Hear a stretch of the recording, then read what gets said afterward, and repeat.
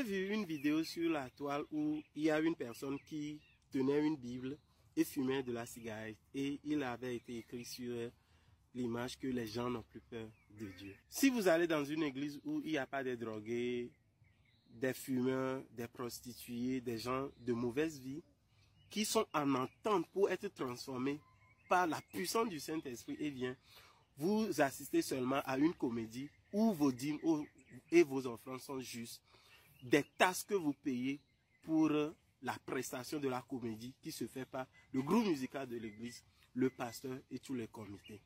Pourquoi?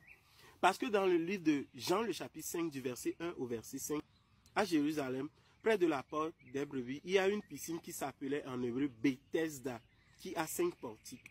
Sous ces portiques étaient couchés un grand nombre de malades, des aveugles, des boiteux, des paralytiques, qui attendaient le mouvement de l'eau.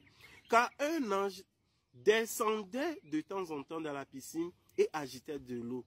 Et celui qui y descendait le premier, après que l'eau avait été agitée, était guéri, quelle que fût sa maladie. Pourquoi je vous dis ceci? Vous savez, c'est dans la maison de Dieu qu'il doit y avoir des paralytiques. C'est dans la maison de Dieu même qu'il doit y avoir des aveugles, des boiteux, des malades, ceux qui fument, des drogués.